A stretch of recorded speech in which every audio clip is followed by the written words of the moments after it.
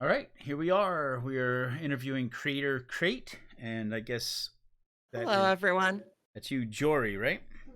That's me. Okay, I'm Billy from AlmightyGamesDev, and today we're going to be playing Creator Crate, which is not available on Steam right now, but you can add it to your wish list on Steam. Is that correct?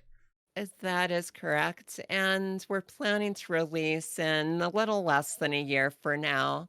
No set release date, but probably around early September 2020. Awesome. So I'm going to be playing today. Usually we have Robert J. Dole. He is out on holiday right now, and our usual format is Robert will try to break the game. Well, I'm not a game breaker, but I can play it. So I thought I'd fill in for Robert today and play the game. We'll see how things go. From what I understand, there is a little bit of a grinding edge to this. You want to talk a little bit about that before I get started? Oh, yeah. The game is meant to be kind of difficult, so expect quite a few deaths. And the levels are randomized and procedurally generated after you die. So the idea is that you die quite a bit getting to a new area, and then you die quite a bit getting to the next area.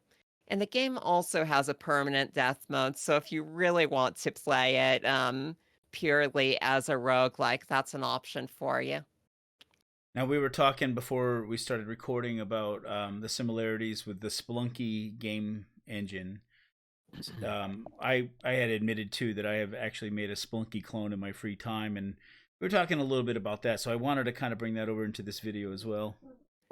Yeah, probably the game I've played that most resembles the level generation and creator crate is Spelunky. So you have pre-designed rooms. They're rooms of different sizes. So some of them are 16 by 16 blocks. Some are 64 by 64 blocks. But the level generator, it creates a structure for the level and then plugs these pre-designed rooms into there procedurally. Hmm. Now, the game is also generated in a gigantic circle. So the floors in the game are literally curved because you're walking around this big spinning circle. That must You be can this thing see a, here. yeah, you can see a map on the screen right now. Hmm. And this isn't like a trick or shaders or anything. The game is literally made with curved floors. So each part you're running around in is literally a section of this giant circle. Wow. I can't wait to get started. I've got the game running in the background. We have not Oh, actually gone into awesome. anything yet, so And in case anyone's interested in checking it out, is it all right if I paste the Steam link into chat right now? of course. And I'll also include the link with ice Wonderful. cubes in my mouth. I'll also include the link right on the YouTube video when I publish it as well. Oh, awesome. Thank you so much. And you Actually, can wish list this right now. And we're really trying to get the wish lists up and get a lot of excitement going before release. all right, here we go. I want to make sure that we can hear everything.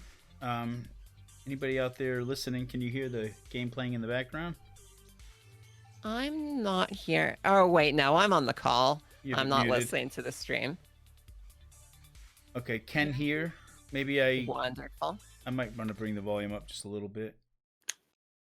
Let's try that again. It looks like looking at the graph, it looks like it's about right. Okay, here goes. New user.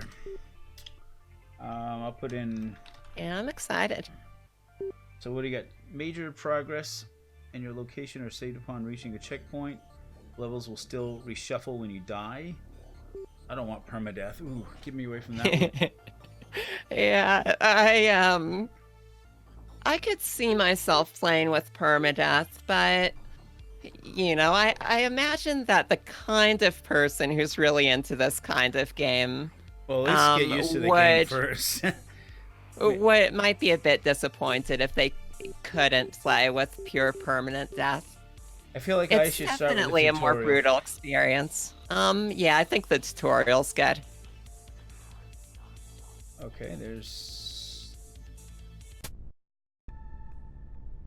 Oh, is this a joystick game?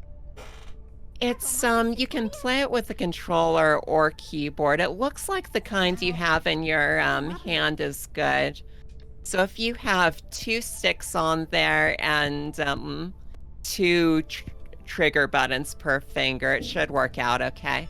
Standard Xbox 360 controller. Yeah, that looks like it ought to work. Although I'd say it's a little more intuitive mouse and keyboard. But just depends what you're used to. So the keys are totally rebindable, but the defaults are WASD triangle or controller. Yeah, I'm not digging this jump key. Yeah, and that's all rebindable in the options menu. I don't know what I did. And it looks like you went into the map view. Just want to see if I should configure controls now or after the tutorial. I just want to change the jump. Yeah, so let me see. For an alternative to the jump key, Y, B, and A are all being used, but there should be one additional button on like the 4 buttons on top. That would be pretty good for a jump key. And the reason I default it to left shoulder is that both of your thumbs are on the sticks for most of the play. So I figured it might be a little tricky moving your thumb back and forth between jump and the stick that you need for arm movement. Well, I didn't actually get it to do anything. So I'm going to go back down here again. Maybe I should just use my mouse. Yeah, I'd say it's a little more intuitive with mouse and keyboard. Okay, I cannot choose the button that I want to choose. Oh, interesting. So I wanted to choose X. I don't see it on here. So anywhere. under controller on the right, click in the jump column. It says keyboard. left shoulder right now. I didn't notice this at first, that it says keyboard, mouse, and controller. So I get it now. And there's also an alternate column in controller, so you could technically have left shoulder as well as another button bound to it. I get it. So I didn't see it at first. So I could have had a secondary thing. Mm-hmm. So this is what I didn't notice, that there's a column for keyboard, column for mouse, column for controller. Anyway, done, I guess. Awesome. Alright. I wanted A, actually. Oh, yeah, and that is an option. So the other buttons on the 4 buttons on top are for eating and producing objects. Right now it's YBA.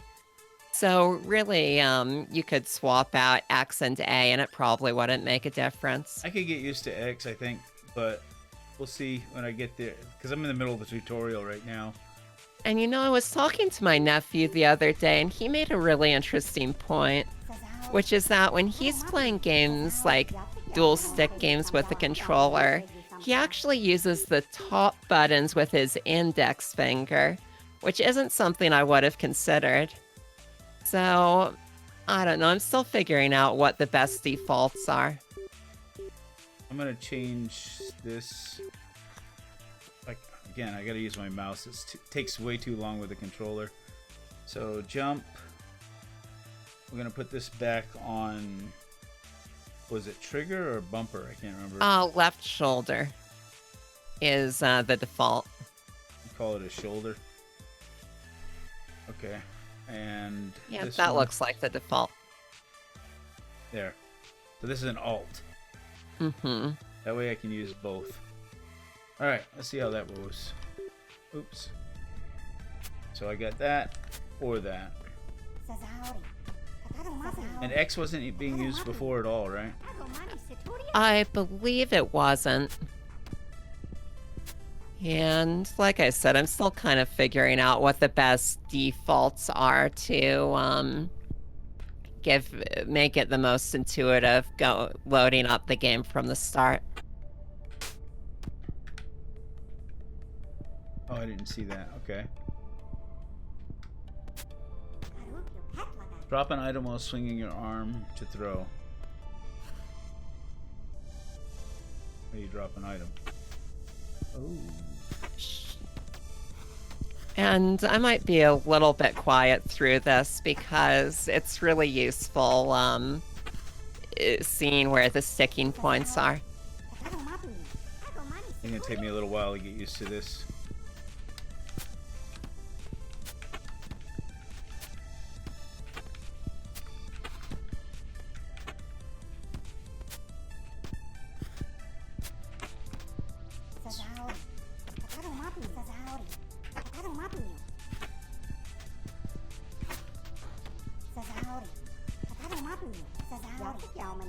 And this is probably one of the most unusual aspects of the game, that you have this physical arm where you're moving objects in space. And you can also do things like whack people over the head with them or throw objects to knock people out. Keep missing the instructions atop. Do they repeat themselves when I go back? Yes, so you can just keep going back to the room to get the instruction again. Okay, drop an item when swinging your arm to throw. Get a better feel for that. Now, what's this all about? The screen in the upper right shows the picked up item. Like a swinging thing? Drop an item while swinging your arm to throw.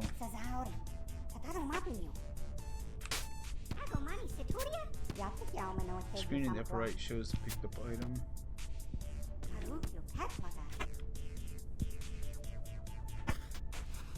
That was weak.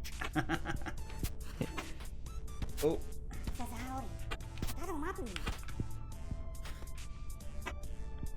I suppose if I get good at this. Getting there. Awesome. This time, swing the item like a club.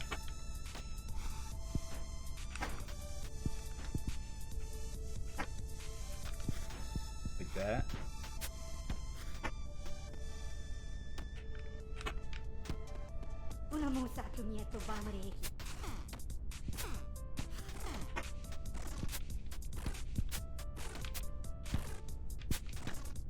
Hey, don't.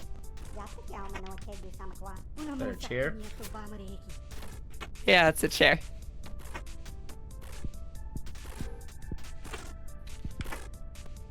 And I'd say that, like, the decision that I made to have the object always separate from your character is also a little different for most games. Like, in most platformers, if you draw a gun, it's essentially the same as your character. Like, it's just part of your character's sprite. And if a bullet hits you, then it just takes away from your health. But in this game, the object is always separate in the world. It has its own health, it has its own colliders, and it doesn't stop being an object in the world when you're carrying it around. Might be easier with a keyboard, huh? Yeah, I personally think it's more intuitive with keyboard and mouse. I might switch. So Rhino, yeah, I'm using the keyboard now. I didn't get all that practice. That's the problem. Yeah. So WASD to move, space to jump, and right mouse button to pick things up and drop them.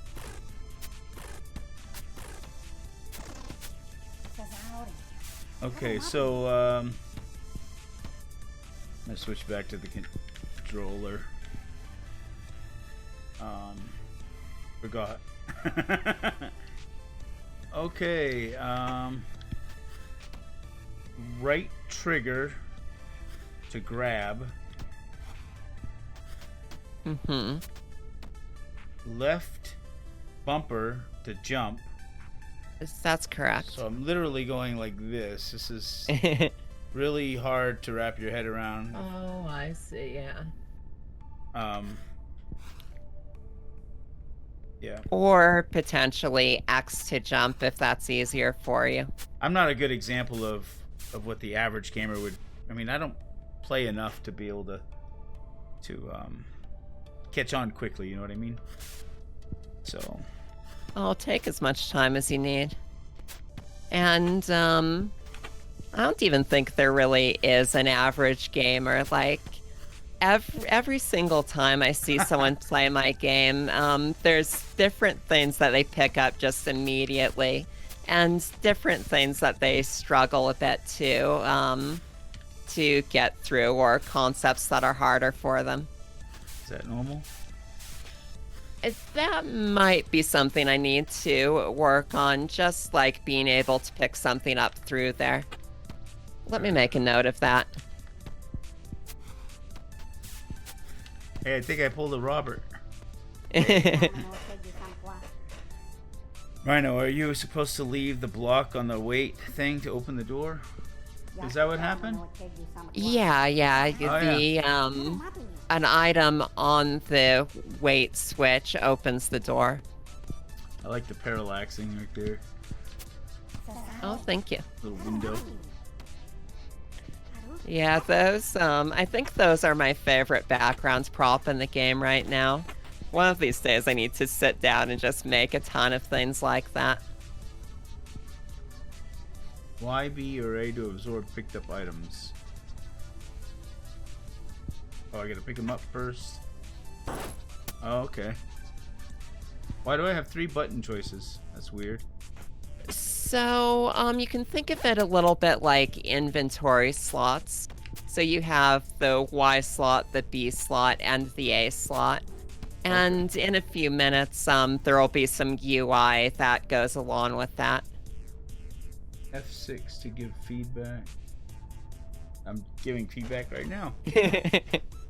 Alright, I think I missed something. I think you're doing all right. So the next few rooms should explain what that did. They're way up there? Oh, wait a minute. I want to test something. Oh, if you hold in on the jump, it jumps further. I didn't notice that. Mm-hmm. Nice.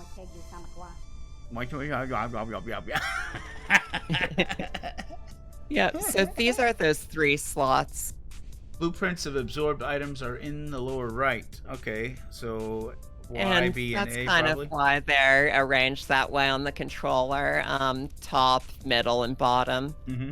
But you could certainly work those around if you wanted to get jump on the A button or something.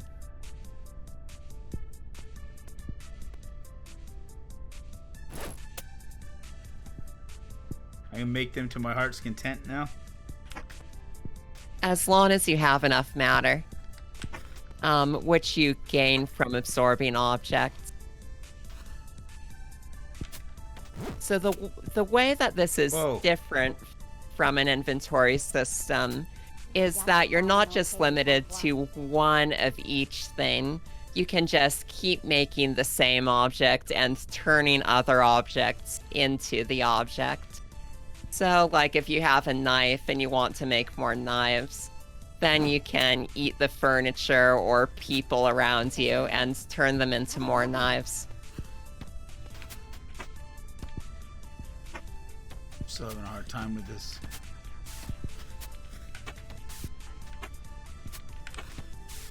I get it. Alright.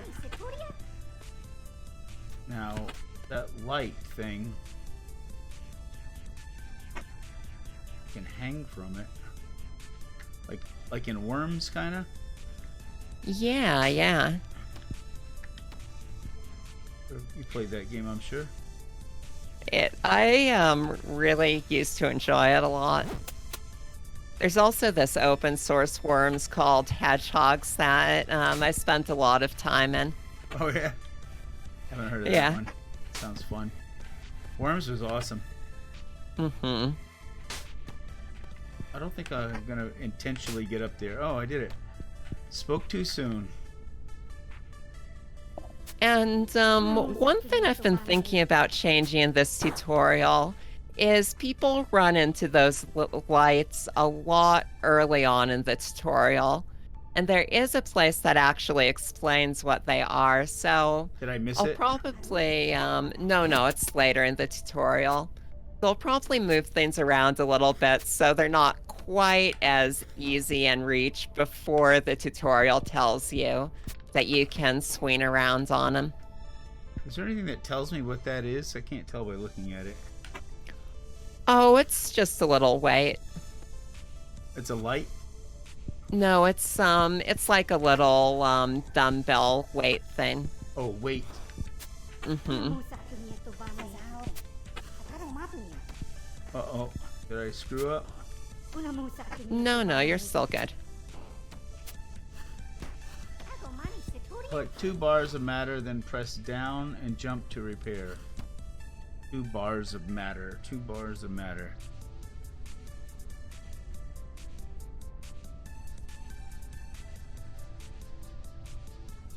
And I'm just being quiet because the places that people get stuck at are useful.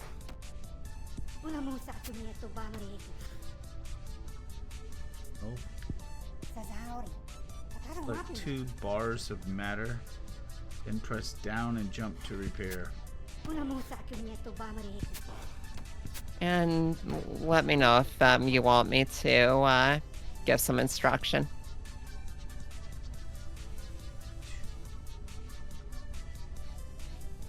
Two bars of matter. I don't get it. I'm gonna go back and see if I can figure it out. Just let me know if I should jump in.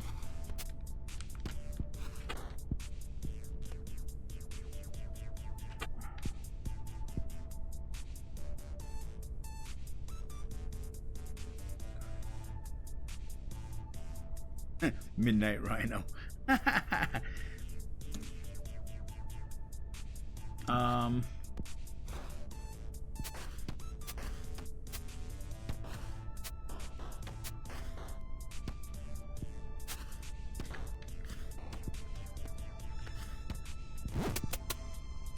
Whoa.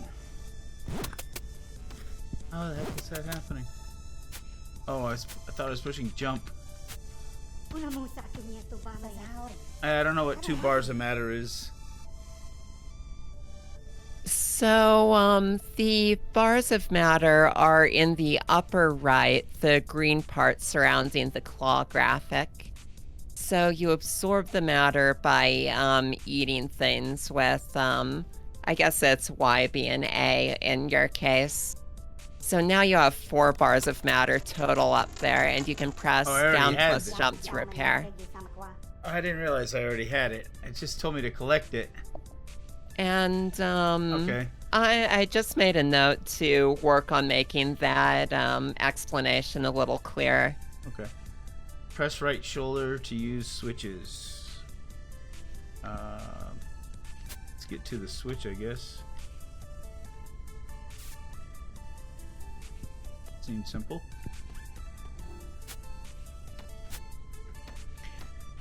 Yeah, so Rhino was bringing up an interesting point that it's a little unclear that repairing opens a door.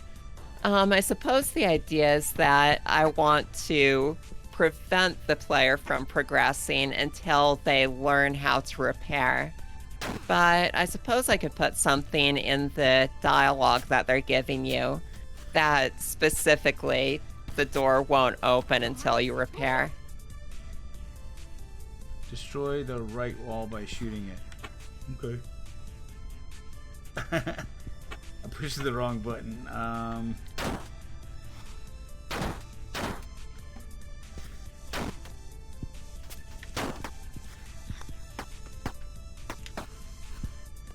Now this thing. I can copy that gun or no? Let's find out. Oh, yeah, and that's also a good point from Rhino, that the word repair is ambiguous. I'm using it because you're a robot who's fixing itself, but heal or repair, maybe I could specify repair yourself to get rid of that ambiguity. Oh my god. I don't know what's going on right there. I gotta drop this thing. I forgot how to do it.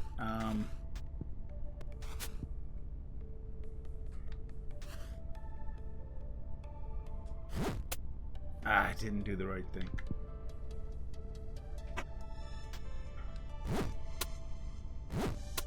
Yeah, this is really helpful because I feel like that room is one of the ones people get stuck on more frequently in here. Ah, that's frustrating. I naturally want to push the trigger to shoot the gun. Oh, I see. So it would be more intuitive for you if those two were reversed. I don't know, maybe. But the other thing is, it's not... I just broke a wall with a gun, but now I'm shooting a wall and it's not breaking. So, something I missed. Some destructible walls are tougher than others. So maybe I need more than one gun? I don't know. I can't get in there. Alright. Does this gun shoot? I don't know. Nope. Throw it.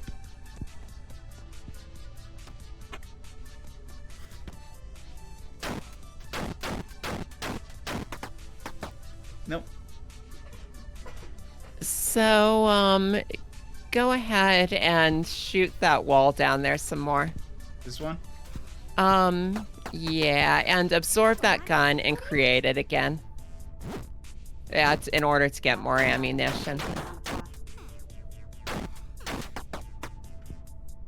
So Midnight Rhino asked, what happens if you absorb everything you can find? And if you do that, you basically top out at 4 bars of matter. So you can't get like a huge supply of matter. But you can make copies of almost anything in the world.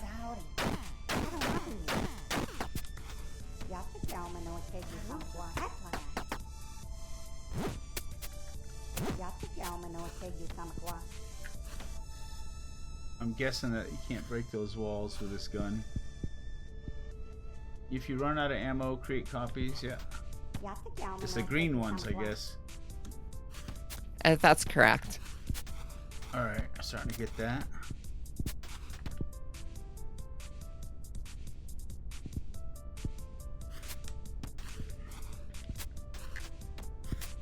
Boy, it must be hard watching me play. Oh no, this is really useful. And this is another room that I've been thinking about redesigning, just because I've seen some people struggle a little with the platforming in here. Just like the placement of the platforms. Yeah, this is not... I don't know if I'm even supposed to go up here, but it's really frustrating. You are supposed to go up there. It would be awful if I found out there was nothing up here.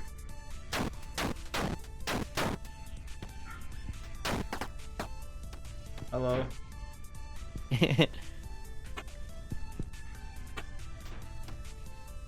Alright, I got somebody.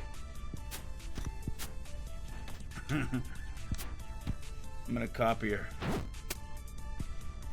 Alright.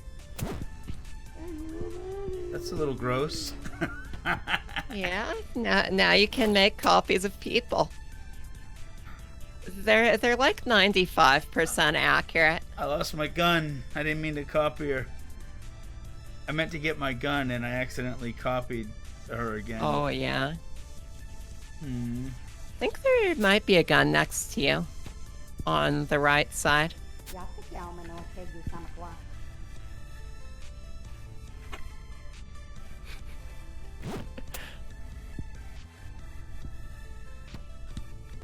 Push the wrong buttons.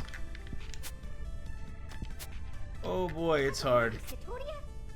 Okay, you can jump higher now that you're closer to the center of rotation. I am? Is there a map?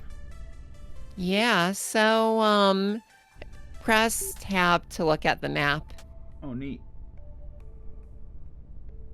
Oh my god, I've barely done anything, huh? This is just a tutorial. Yeah, so this is a totally different place from the regular game, as far as the level layout. Alright.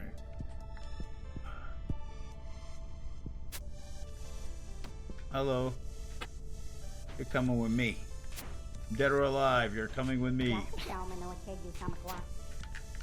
Oh boy. I think I'm supposed to go up higher.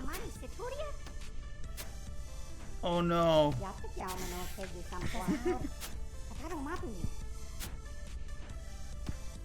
Well, get rid of the hitchhiker.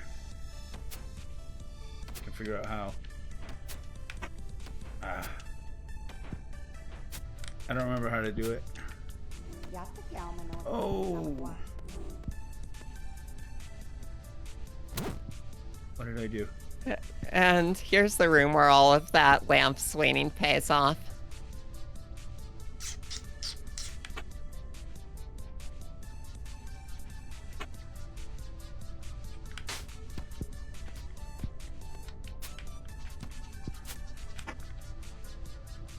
Wow, this is...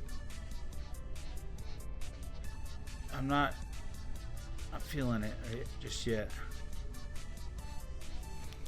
Yeah, I'd say this is probably one of the hardest mechanics to learn. So Indie Devs asked what this was created in, and this was made in Unity. And most of the 3D modeling was done in Blender. Whoa.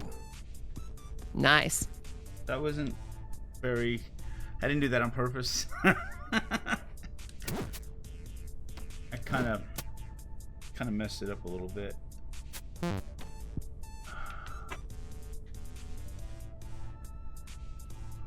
I don't know how to let go of that thing. Is you do it with jump? Yes, you can do it with jump or by pressing the same button again that you used to latch onto it.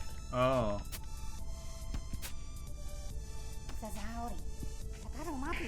Oh, is that an exit? Oh, and WhoManBean said, did you say most of the modeling was done in Blender? So the only 3D models that aren't from Blender are the blocks themselves, which are generated entirely in code.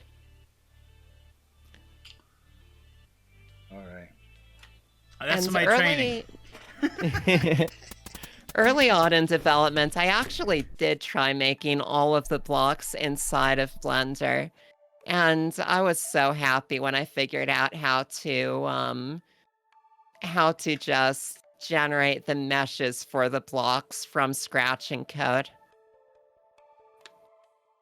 This section of the game right here, we were talking about Spelunky earlier. I can see that, but when you go out to the map, when it becomes spherical, I don't see how that connects. You don't have to explain that, but I mean, it's pretty well hidden. No, it's interesting. So, I'd say there's elements that are like Spelunky and elements that aren't. So the things that are most like Spelunky are the small pieces of pre-designed content procedurally generated together into a larger level. And there are like set beginnings and ends to various sections, but everything in this center is procedurally generated. Whereas with Spelunky, it's a pretty rigid structure of you start at the top and you need to go down to the bottom. And I think the top room and the placement of the bottom room move around a little bit, but the designer can always be sure that it's a movement from top to bottom.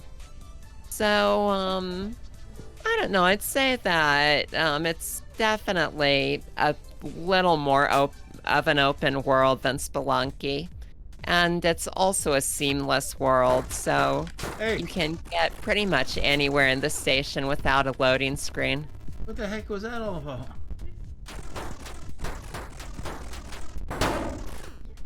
Oh, So, watch out for those guys. yeah, and I'm thinking I probably need to include, like save some of the harder starting maps for a little ways in. Like I'm still figuring out the balance of Oh, the first sections. this is a respawn, I take it. Mm-hmm. Now that I know. Okay, it's good. And Rhino asked if falling too far kills you, and there isn't any fall damage in the game. Uh-oh.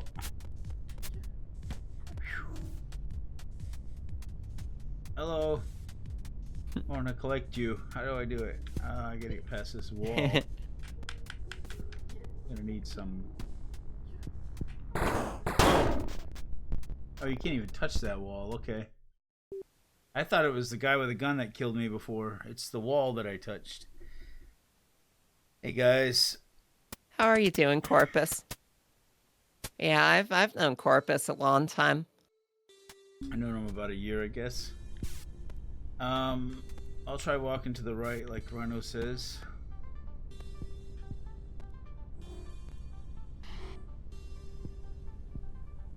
Whoa, whoa, whoa. Another respawn.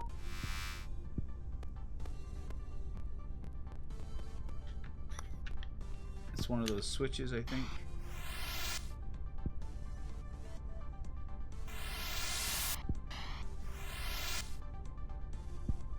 Okay.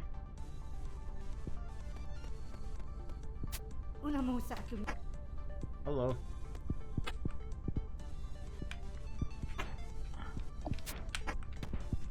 I gotta figure out how to... I don't quite have it yet. Yeah, it definitely takes some getting used to.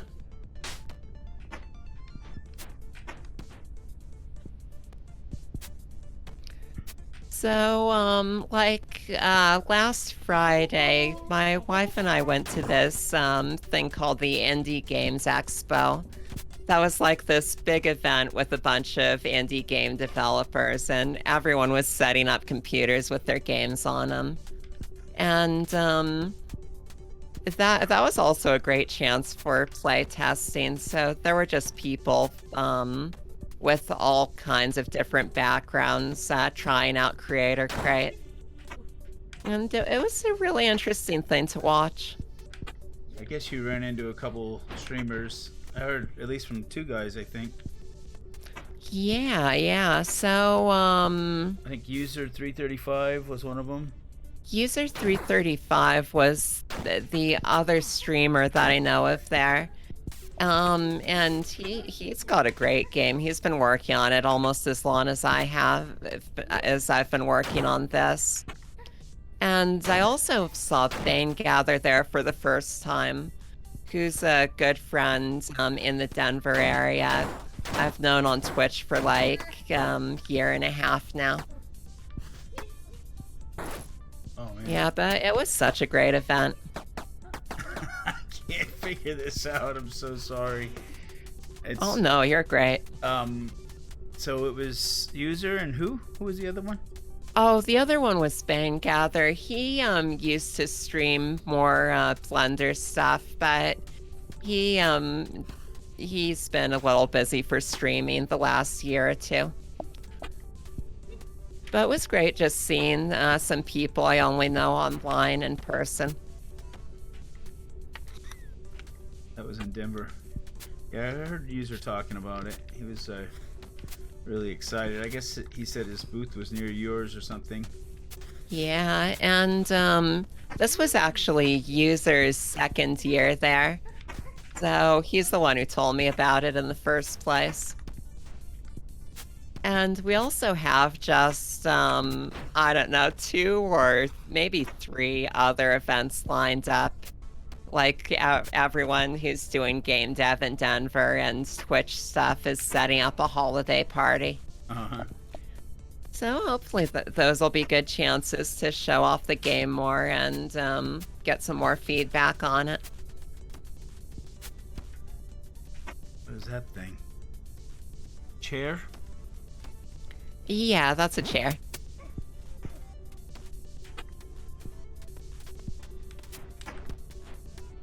Did that kill them? Throwing them and hitting them with stuff actually can't kill them, which it probably isn't terribly realistic.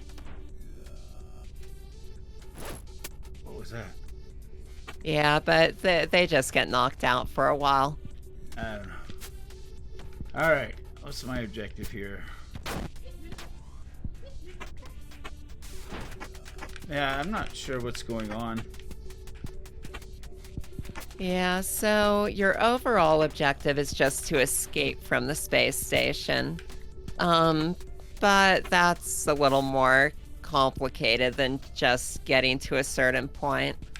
So I'd say just explore and try to get through the areas at this point. And I think I do need a little bit more in the way of intro sequences explaining your motivations. Like there's a cutscene at the very start when you load the game, but I'm thinking that when you start a new game, I also need at least some text reinforcing that you need to escape from the space station.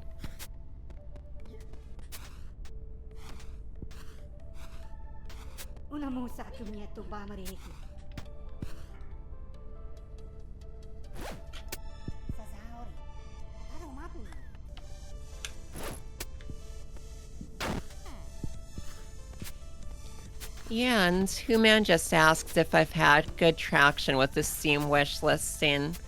And I'd say it's been pretty alright. So I still have just a whole lot of advertising and promotion to do.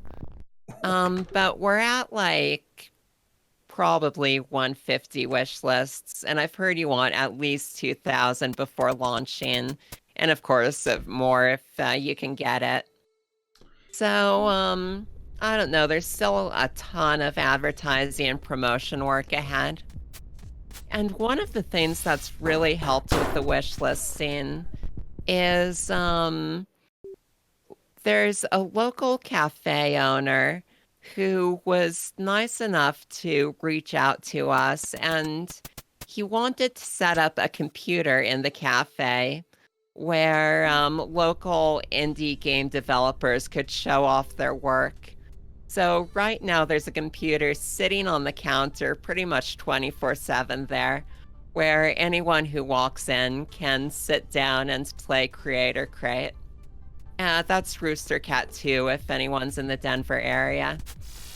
And so far Creator Crate's the only game on there, but they're definitely looking for more people if there's any other indie game developers who live in the area who'd like to have more people play test their games.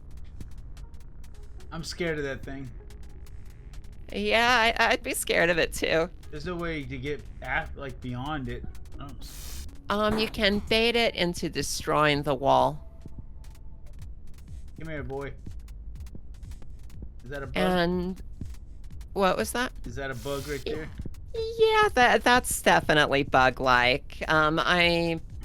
They're supposed to be able to fall over, but I didn't quite like the way it was wiggling around there. Bug-like. All right. Yeah. I didn't mean to do that, but... And all those blocks are also destructible, so it's possible to shoot through them if you find a gun. Oh. I thought green was destructible.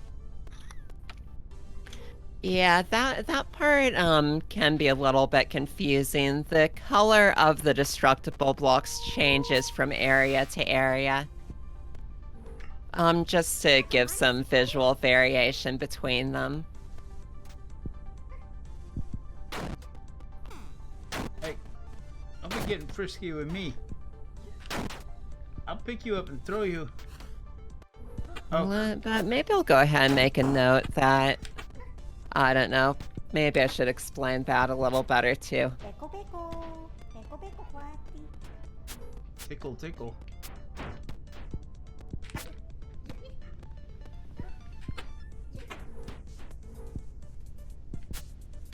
Uh-oh. I felt a little drag on that. I'm not sure what happened. Oh, a little bit of a stutter there. Yeah. Yeah, I saw that too. Okay. Probably do one of these little numbers here. Oh, I just got rid of my gun by accident.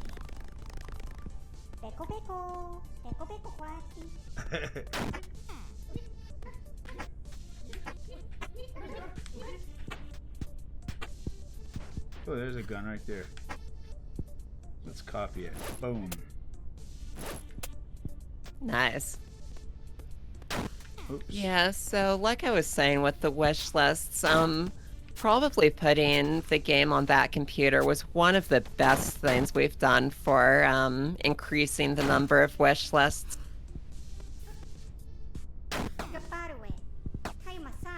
Very nice.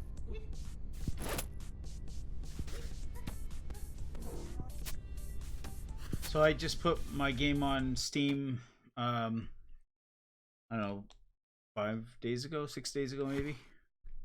And it's Did you experience a big lag right there, or was that just yeah, my view of the stream? Yeah, I got some lag for sure.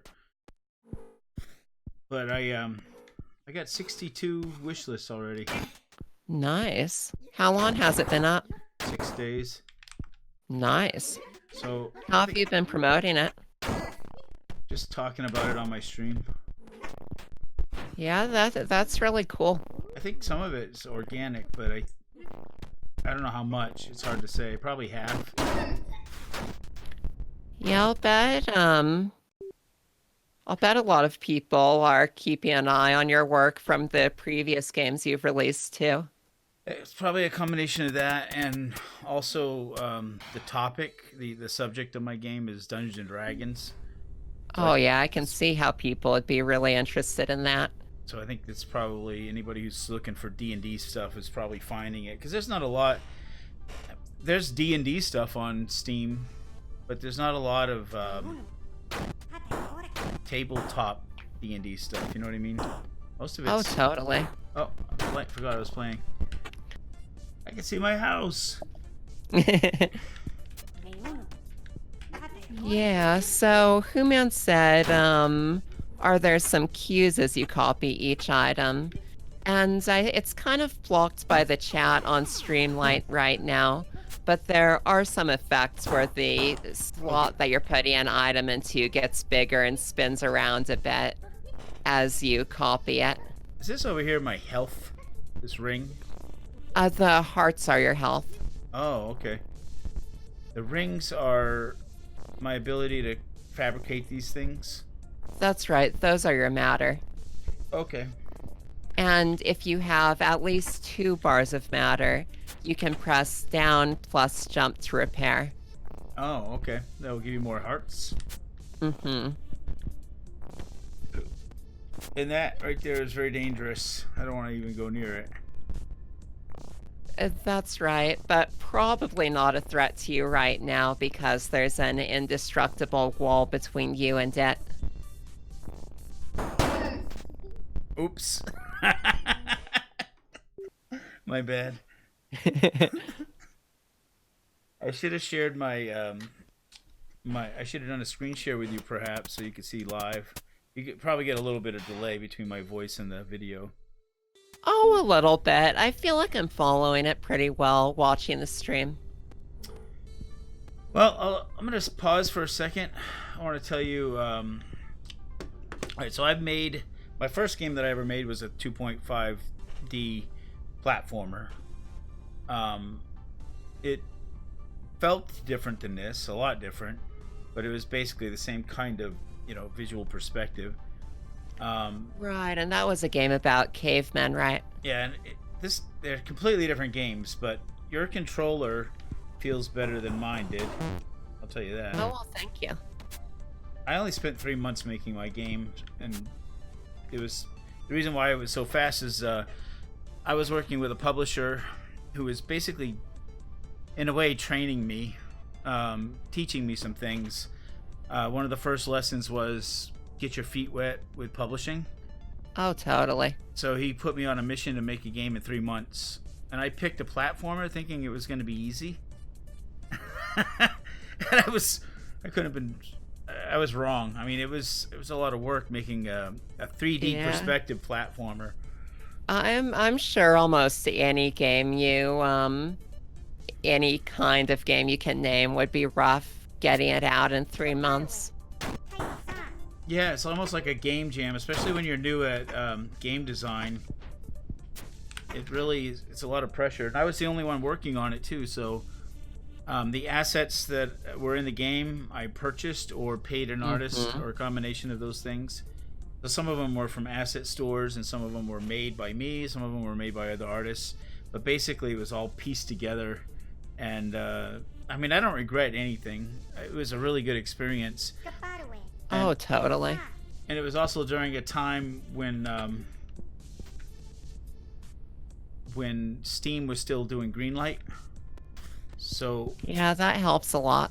I had the luxury of having a publisher who could get me greenlit, and also I had the luxury of being in that time period where you could actually make money making a game. So the game made a lot of money. It made a lot of sales. It wasn't necessarily like, high in the feedback. I think it was about 70% positive or something like that. But it was, it was a really good first experience for me. And nowadays I fear that because of how much stuff has changed, it's really hard for a first-time developer to get in there, get his feet wet, and especially if he expects to make any or he or she expects to make any money. That expectation is pretty much gone now. You have to sort of do it just to get your feet wet. Oh yeah, it's totally very hard even getting noticed right now. Man, really. Of course, I also see that with a lot of smaller game jam stuff. Like, I'm always very tempted to participate in things like Ludum Dare, and there's just so many game jams that that go on now. And well, for one thing, I'm just very busy working on this. But I also wonder if that can also be a similar kind of needle in a haystack thing, where there's like thousands of people releasing their game jam thing at once, and it's also very hard to get exposure for that. I died. I'm gonna talk with the room a little bit too. I'm sure whatever you're doing, it's very hard to get noticed. Nowadays, I think I would still recommend the same thing. Somebody who's new to game design, if you're watching this video and wondering what it's like, to be a game developer or to be a published game developer, here's the secret right here. Do it. Just you can figure it out on your own by just making a game that's very, very simple. You don't have to make the next MMORPG. You don't have to make a big multi-story adventure or anything. You can make something as simple as Frogger and publish it on a game marketplace like Steam. As long as it can't be junk. You still have to make it good, but you don't have to think in terms of something that is going to provide 50 or 100 hours of gameplay. Really, your target is more like an hour or two for your first game, right? Oh, I totally agree. And this game that you're playing now is 5 years in the making, with around 1 year more to go. But if I were starting again, I probably would have aimed for something more like a year, 6-month long project. Though, that being able to estimate the amount of time things cost, and also just figuring out like what is and isn't a reasonable scope are difficult skills for a new game developer to get their head around. So, whatever you think your game is going to take, it's going to take much longer. I think Of course, this is also pretty ambitious. Like with the circular level design, that definitely added a big chunk of time on there. this blue area And is what I've discovered. what was that? This is what I've discovered so far. Yes, yes, the area that's highlighted in blue. Yeah, I wouldn't get past. I wouldn't even be able to solve a quarter of this. I don't think, because I'm already at the point where I'm like, I can't. I'm not feeling the game. I can't play it because I just feel like a buffoon. I'm like, I keep pushing the wrong buttons, and I think if I were to rebind it, I'm not even sure what I would do different. I don't think it's the binding. I think there's a lot of. I'm old for one thing. I'm 48 years old. I'm almost 50 years old. So for me to wrap my head around all the controls and what they do, you know what I have the hardest time doing is what I want to do is I want to grab a hold of something and swing it and throw it. That's what I want to do. And I've been trying since I started playing to do this. It's been about an hour now, and I still can't quite do it. So I'm at the point right now. I'm like, I give up on that. Let's see what else I can do. I try running through the game a little bit, and I'm going just in random directions because I don't really know where to go. It doesn't seem like a lot of games. If you get off course, they'll say go this way. Right. And this one doesn't do that. That is a good point. So I don't really know where to go, and Spelunky doesn't do that. Spelunky doesn't hold your hand and tell you which direction to go. But one thing it does do is it has a starting door and an ending door, and the levels are fairly small. Like probably 4x4 or something like that. Of those tiles that you generate. So with Spelunky, I'm not very good either. I mean, I love the game, but I've never made it past the second world in Spelunky. Now that is an interesting point because I mean, I absolutely love the action roguelike genre, but I wouldn't say I'm an incredibly good player at them. So like Gungeon, it's in my top games in that genre. And I've maybe made it to the third level, mostly just the first and second level. And I've still had so much fun with that game.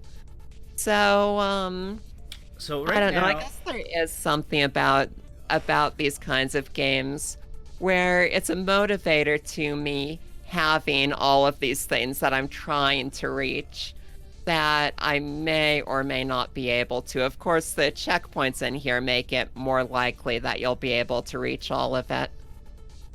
the checkpoints are confusing too because I feel like there's one over here and there's one over there, and I'm not sure what's going to happen when I die. Am I going to end up over there or over here? Probably the last one that I went to, but is the last one that I went to closer to where I want to go? Or, you know what I mean? I'm so confused with what's going on.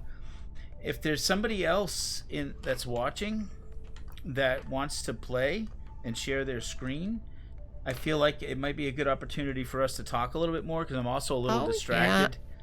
I would totally be into watching someone else play, and Anybody? yeah, if anyone's interested. Because we got more keys here that we can. What do you think, WhoMan, Craig? Anybody out there? So what we'll do is try to set somebody up with the game. All right, so we found somebody to play. We have WhoManBean playing the game now, and I'm going to be just watching. And of course, Yeah. Creator Crate is still with us. I'm excited to see WhoMan play it. We've known each other a really long time. Apparently, there's not enough room for his whole name. Yeah, it's a pretty small text box. That's okay. So, Doctor Who. Hopefully, he's a better gamer than I am. Yeah, feel like we've talked about this a little, WhoMan, but what kinds of games are your favorites? I'm not really a big game player. You know, these game devs that how they don't like to play games. No, I haven't been playing games too much, but I prefer sandbox style games where I can actually build level design Oh, uh, yeah. and create things. But I like games in general, so I like the challenge. I like to overcome the challenge. But it sounded like what you were saying about well, I forget what the game you were comparing this to, Spelunky. Mhm. I think that I'm not sure if that was the one you were saying that you only got like 2 or 3 levels into it. There's a lot of games where I've done that, where I play, I'm like, oh, I like this game. This is one of my favorite games ever, and I still haven't finished it. It's like, oh, come back to, I'll Mhm. finish that later at some point. But yeah. So Yeah, I'd let me see if say I can figure your game out here. oh, wonderful. Yeah, I'd say that for action roguelikes and really classic roguelikes too. There's like the skill level of get playing it and getting through it. But there's also just like it takes a certain kind of personality to be all right with it killing you over and over again and losing some or all of your progress when it does that. I don't know, it's really a different flow to it than like a non-procedural game.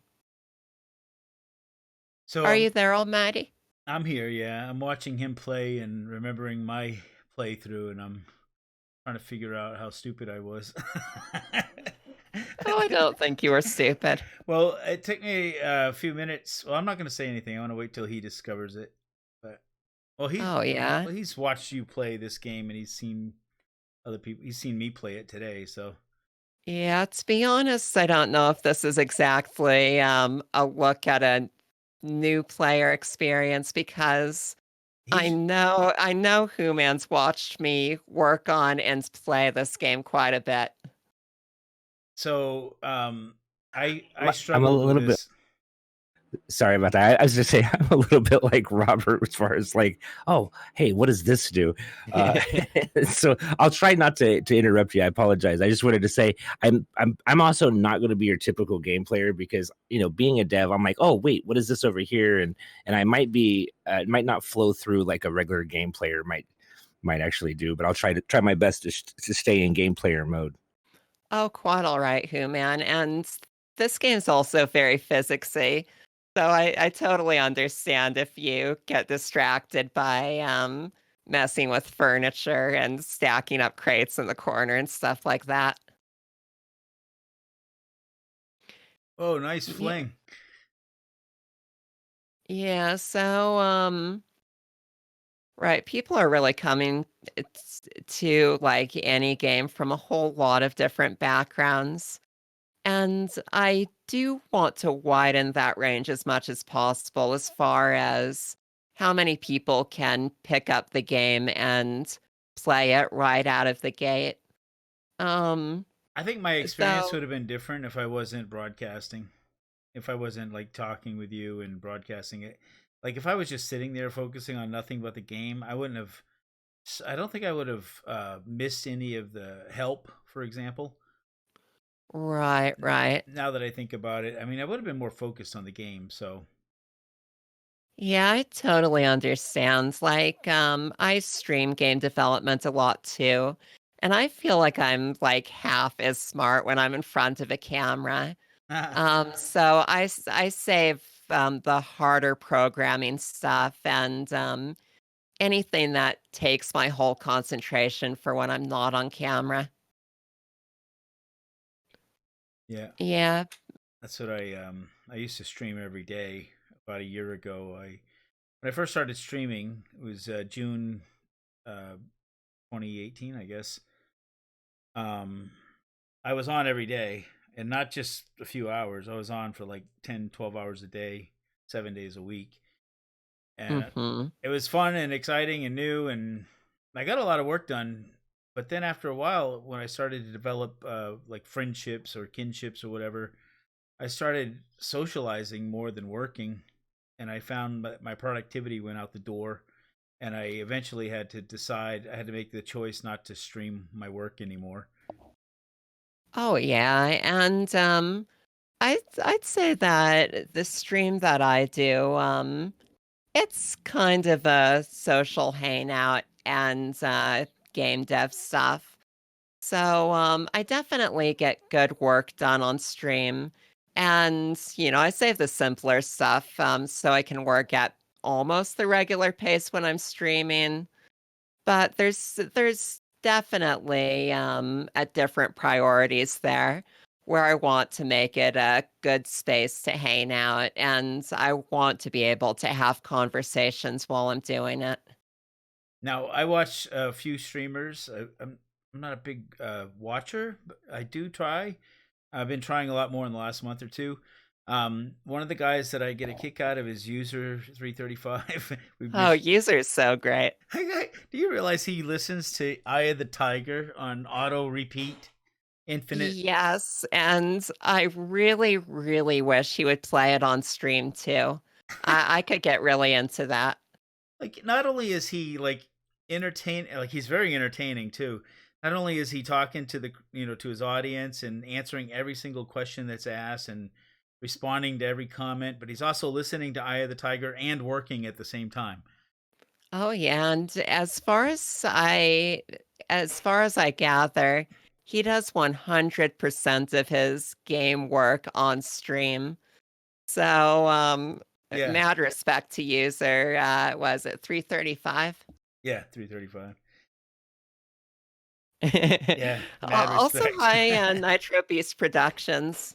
Nitro Beast is another one of the people I met at the Indie Dev Expo in Denver last week. Oh yeah, he had mentioned. So Nitro Beast Productions just said he also puts in 2 hours on the train to and from work. Wow. He works E- while taking the even train.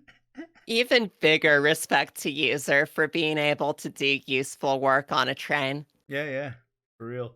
Now, like I said, we were sort of introduced. I didn't actually know about you until somebody had pointed you out. Yeah, And I think WhoManBean, who's playing the game right now. was it Who Man that introduced it? I suppose it was. I think so. Yeah, he told me you were setting something up and encouraged me to come Yep. talk to you. Yeah, I remember now.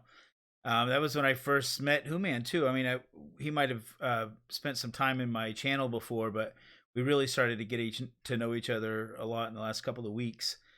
So yeah, a lot of stuff has happened in the last few weeks. Like I said, I've been visiting more channels and trying to get to know more developers and stuff. And Yeah, and I'm surprised you just recently saw WhoMan because I know he gets around. well, like I said, he's probably been in my channel before, and I'm sure we've chatted, but it wasn't until recently that we started voice chatting and actually getting to know each other more, closer than just live on stream or whatever. Mm-hmm. So And I can see WhoMan is maybe struggling a little bit with the setup of this room too. I never did figure out what this thing does. This Oh, big, the thing on the ceiling? yeah. That damages you. So it shoots a laser at you when you enter the room so that you're missing some health. Yeah, but I totally need to reword this or maybe seal you in there or something to help people figure out the down plus jump to repair thing. Yeah, I think so too. That didn't make sense to me then, and just as I was watching him being stuck, I had totally forgot about it. And I was Hmm. sitting there even after I knew the answer. I was sitting there for a moment going, "How does he get out of there?" And for some reason, I thought it had something to do with that crane, that claw thing, or whatever it is. Oh yeah, that does kind of grab your attention while you're in there. So this is it's procedurally generated, but is it the same? The tutorial is not, is it? The tutorial is always exactly the same. Okay, that's why.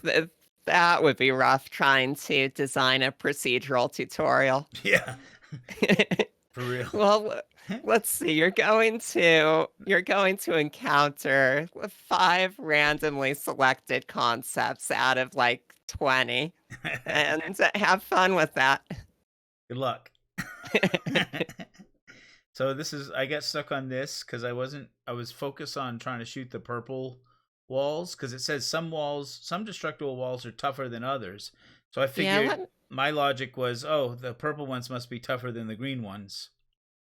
right. So I probably just need to not let you get to the purple wall when you're in there. What does the purple wall do? Is there any reason why there's a purple wall there? So, those require a special item to destroy. And the only reason that they're in the tutorial right here, is that I wanted this area where the scientists are watching you. And you can't get to them unless you do clever things like Shoot the ground out or use anything? lamps to swing there or shoot out the floor or something. But So it's really just role-playing reasons why the purple glass is exposed at all. I would. My recommendation would be to just put brick wall there because it's extremely confusing. Or change, like you say, some walls are tougher than others, and so like I said, my first instinct was, oh, the purple wall must be what they're talking about. So I wasted a lot of time, up there trying to shoot that thing or figure out what was going on. I didn't waste that much time, but an extra minute or Right. two. And in general, like in this room, it's probably not an issue because people aren't focused on destroying walls. On But the just in on the other those hand, I did rooms. learn that, right? So when I later on in the game, am I mistaken? Did I shoot a purple wall? Oh, I think you might have shot the purple wall. So there was later on in the game you actually could destroy the purple wall, but in this part of the game you couldn't. So, you didn't get to the point where you can destroy the purple walls. But once you find the acid item, that's able to destroy them. Oh, province of pry bars. Seeing lots of people get stuck on the purple blocks. Yeah, that's my wife Tamra. I think she's talking about a few rooms ago where they're telling you some blocks are tougher than others. Okay, so they're now vulnerable. Yeah, I'm getting it now. Like it's easier to watch this and learn than to Oh, play it and totally. learn. Yeah, so I think like in general, having the scientists behind the glass probably doesn't confuse people, except when it gets to the point where you're trying to break through a wall. And then maybe I shouldn't expose the glass like that because it complicates things too much. He's making this look easy. I had a really hard time maneuvering. He's got it. Oh, yeah. And you can actually get to every single scientist in this area. It's kind of like a bonus challenge. At first, I didn't think I was going to be able to jump out of there. At first, because Oh, I yeah. hit the edges a couple of times. Nice Hmm. ragdoll, bloody ragdoll. Yeah.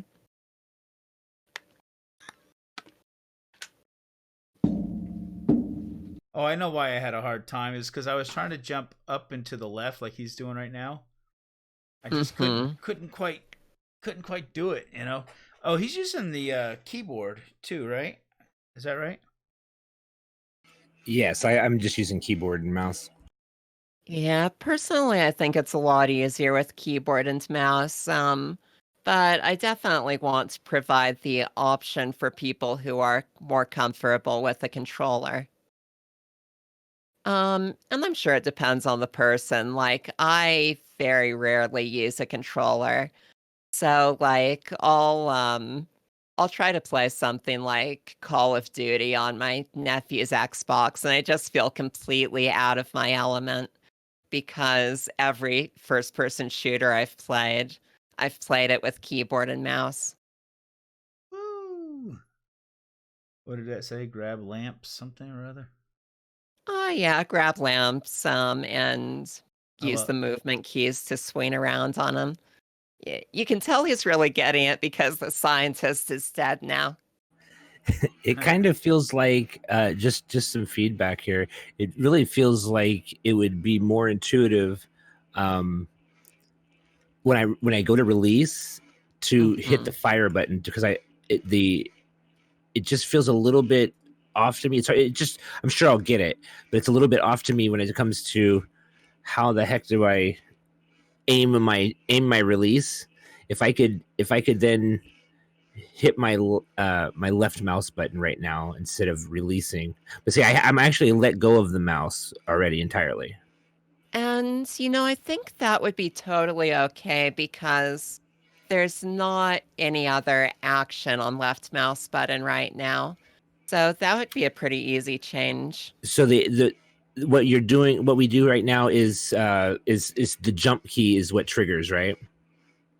A jump or right mouse button, which you used to latch on in the first place. Um, but also allowing left mouse button to do it, I think would be a good change.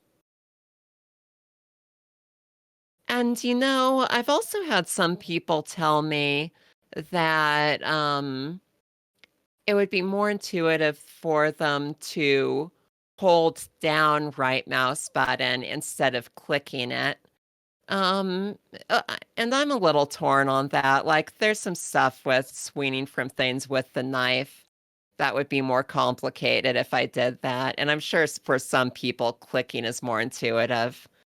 But I'm definitely still thinking of ways to make more people get the lamp swinging as quickly as possible, since I think it is one of the harder things for a new player to pick up. how did he kill the scientist like that?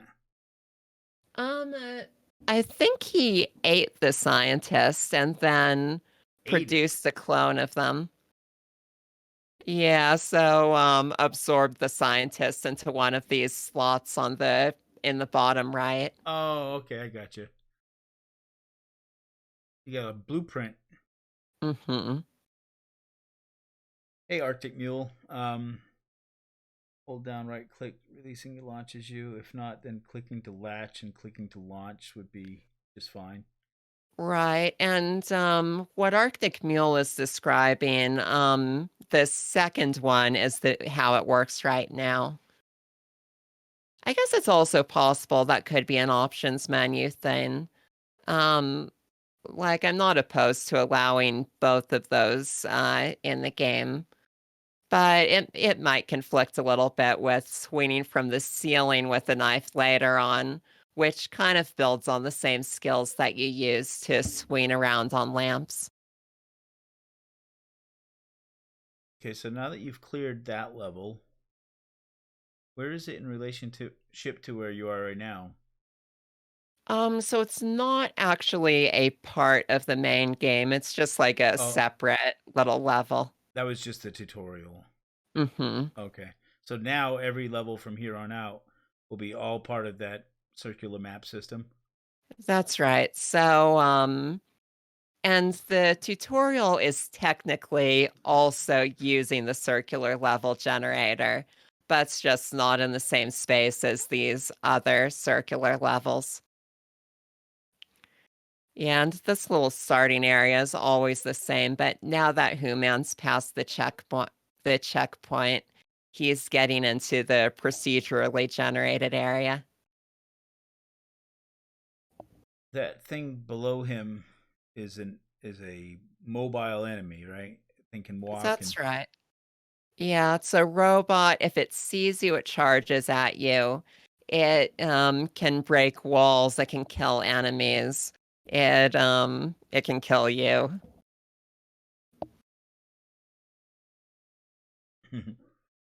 we were talking about worms earlier, so the hook reminds me of worms a little bit. Um, does it go up and down like worms does? Yeah, so you mean like the way you swing around on lamps reminds you of worms? Yeah, like the ninja rope or whatever they called it. Oh, yeah, I totally know what you're talking about. So it doesn't go up and down. It's just like swinging around the lamp. Still pretty cool. Nice. It looks like Human got past his first guard. He's doing pretty good. So you're from Denver or just living there now? Yeah. I live in Denver, Colorado, and I've been here my whole life. Where are you from? I am in Maine right now. I lived in Las Vegas for the last 10 years, and I'm going to be going back this summer. Nice. Yeah, Las Vegas is a great place too. Are you close to like downtown Las Vegas? Yeah, I prefer to live about 3 to 5 miles from the strip so that I don't. Oh, makes If sense. I have a friend in town or whatever, it's just easy to get back and forth because that's where they want to go. And also, I don't mind like going down to the strip. Like a lot of locals, they try to stay away from it, like it's the plague or something. But I Oh, like it. yeah. Even 10 years later, I still like going down there and people watching, and you sort of get to know what you can do for free, and you know what I mean. Yeah, like maybe 3 years ago, my wife and I took a vacation to Las Vegas, and neither of us are gamblers, so we barely spent anything besides airplane and hotel costs. And we just like explored the hotels. There's just so much to see there. Yeah, I had one friend. All she wanted to do was just she sort of had like a mission to figure out how many hotels she could see before she went home. Yeah, and that's about what we did too. We just walked through the casinos and gawked at the stuff. Um, So I remember the I number. went. It was 36. That was how many. Wow, yeah, we probably went to like 12. Um, A lot of work, but a lot I of walking. would legitimately love to just live inside one of those sky domes that they have in like Caesar's Palace. Oh yeah. Um, yeah, just like the artificial day cycle really appeals to me. What I You like, just totally lose track of time in there.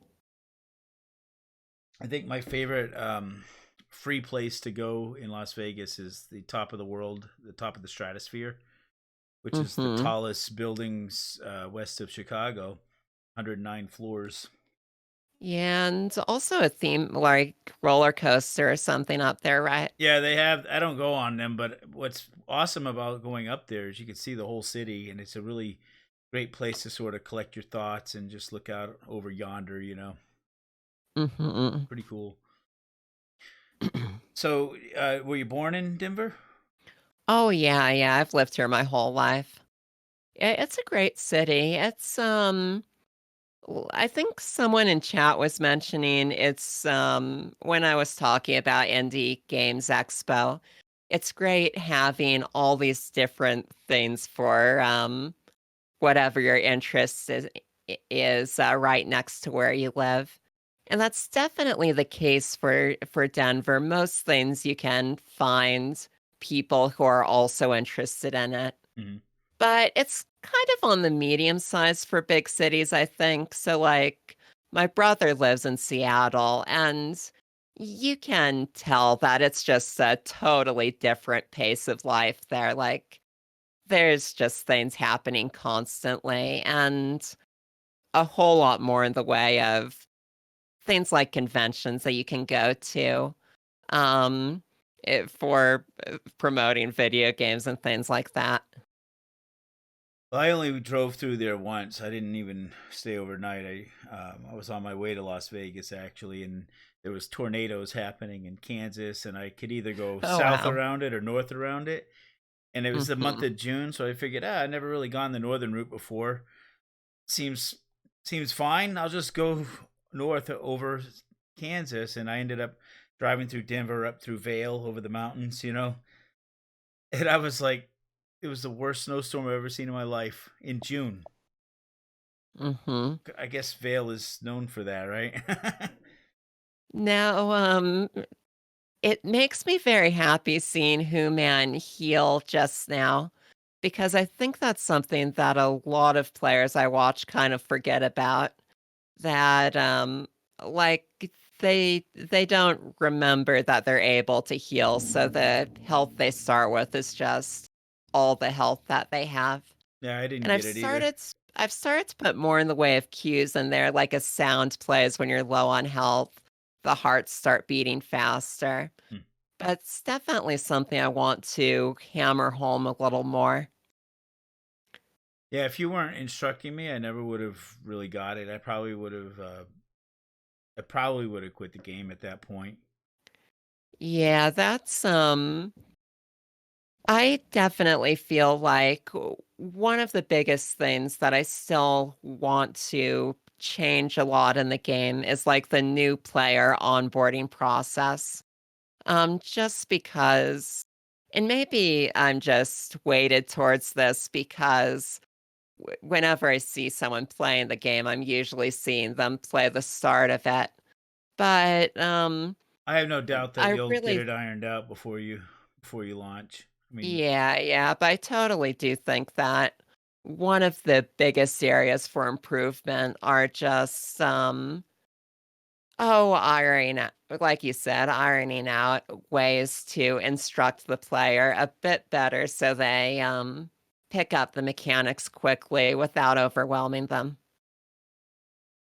And another thing I just made a note of, yeah, it looks like WhoMan gets it, but I think I'll make in these rooms next to these robots that run into the walls, I'll probably make those walls a little easier to destroy. Because if you lose the robot, your only choice really is to shoot through it. oh, I see what you're saying. To use that big robot, sort of trick him into banging into the walls to break it for you. Yeah, Yeah. yeah. And another thing is I'll probably put indestructible walls in the other direction so you can't as easily lure them out. See if I can get the chat box up on the screen. If I do this, it's going to cover up part of your interface. Maybe I can just move it all. The lower left corner of the screen's pretty good Yeah, there we go. if there's no camera or anything in there. That's probably better. So I missed what Arctic said. He asked, "Dream vacation destination, Billy? It wouldn't be of this world. I wouldn't mind seeing the curvature of the Earth from outer space someday. That's on my bucket list." Oh yeah, I would so love to be able to go into orbit. But there's a whole lot of places I'd love to visit. Like I've been to Mexico and Canada, but no other countries. I've seen the West Coast and a little bit of the center of the country, but someday if I actually had money, there's just so much traveling I'd love to do. I guess to give a more realistic answer, I would say uh, I've been trying to go to Colombia for the past almost 2 years now, and eventually I'll get there. But I don't want to see when I go someplace. I don't go to visit. I go to live. So if I go to Colombia, I'll be Hmm. there for like a year, and then I'll come back. But I want to go other places too. Like I would love to live in England at some point. And I know this seems kind of crazy because there's all these wars and stuff, but I'd love to live in Africa near the pyramids at some point. Oh, yeah. And Midnight Rhino brought up an interesting point about maybe a quick reference guide somewhere. I could definitely see putting a page of that in somewhere. Of course, looking at the options menu gives you most of the keys for things you can do, but some concepts aren't really in there.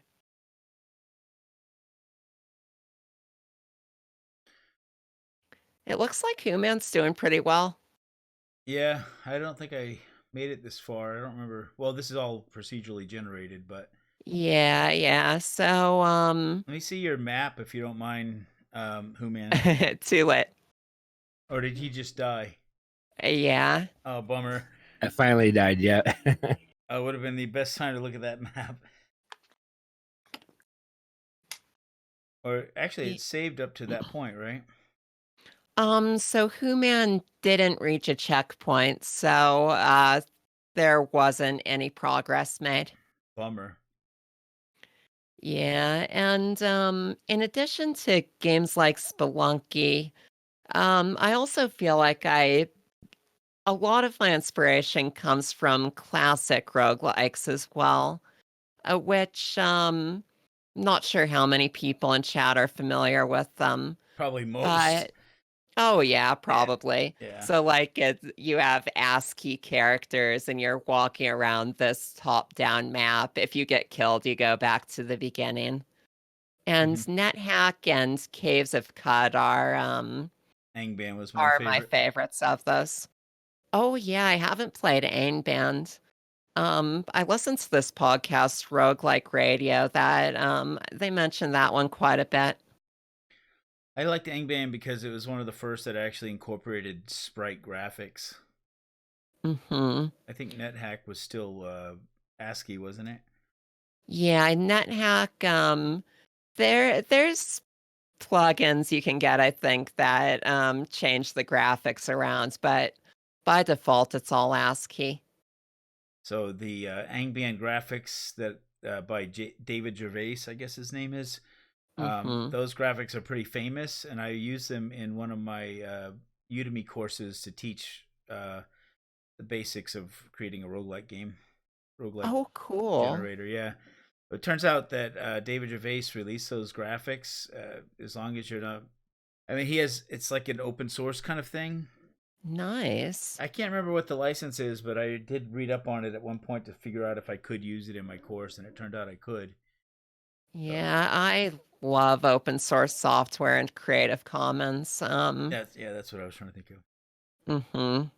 This And like a whole lot of the software I use is open source.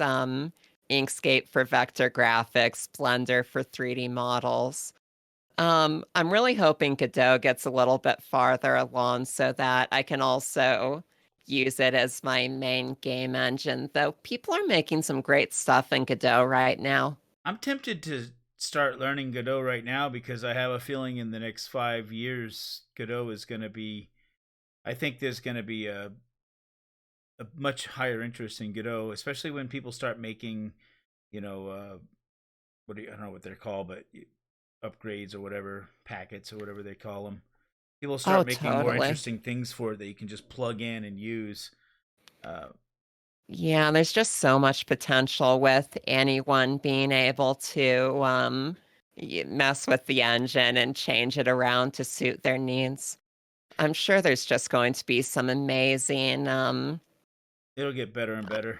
oh yeah. And from what I can tell, it's already very solid. And there's already some wonderful games being made in it. These levels are interesting. How they curve like that. You don't see them when you don't see this curvature on the blocks themselves. Hmm. And the curvature is more obvious the closer to the center you get. So, like when you get to this central non-rotating hub, you can really start seeing the floor curve around. And there's a big chamber in the center of the station where you're just floating through this big open area. And yeah, I think I also made let's call it an unusual decision with having the game in this gigantic circle, because probably the more straightforward choice would be small levels in very small circles so that people can immediately see that they're in a circle and like immediately walk around the circle. But with Or this one, alternatively, you could start in the center and work your way out. right, exactly. Yeah. Whereas with this one, it's more of a slow burn reveal thing where maybe you see the map initially and you're kind of aware of it, but it's something that you come to appreciate in little chunks where At least I'm hoping it's a really big moment when players really realize the structure of the thing they're in. A lot to soak in on this game. It's not Oh, a yeah. not a very simple game really. It's got Yeah, there's definitely a lot going on. now our talk icons are covering up part of the interface there, but it looks like there's two rows of like bars. Yeah, so the inner bar is the matter of the object that you're holding. The outer bar is matter that you've collected. So right now, Human has collected 4 bars in total, and that's the matter he can use to make things. And He can the also use bar, that to he can use two of those to generate health, right? that's correct. Okay. And yes, and the bars on the sides of the things in your inventory, the blueprints you can make, show how much it costs to make them. So he can make 4 guns right now, or 1 person. And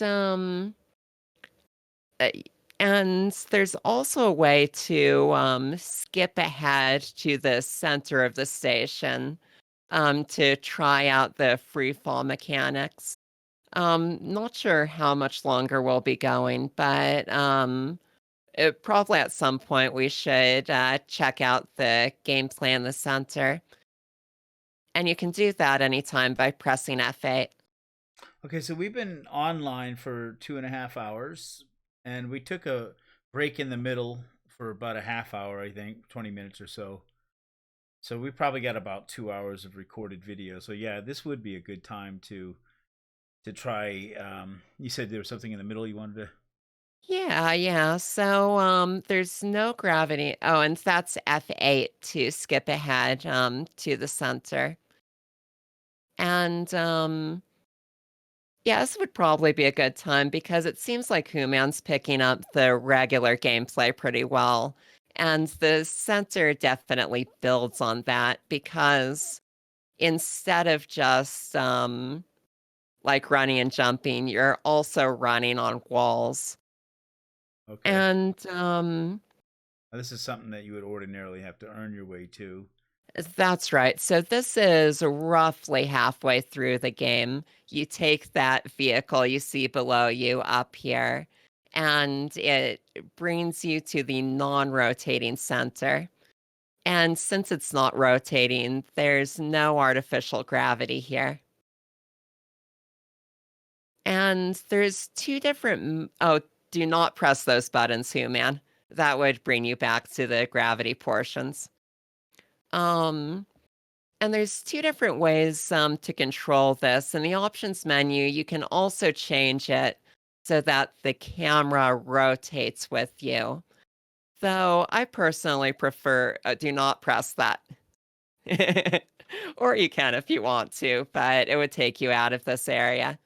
Um, I personally prefer this way where the camera is staying more or less stationary and you're running along the walls.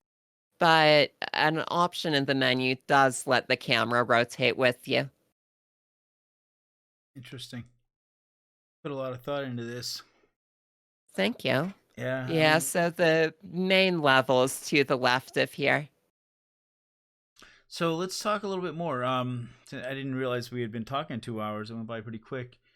Um, Inspiration, not just for the game, but also what got you into making games in the first place?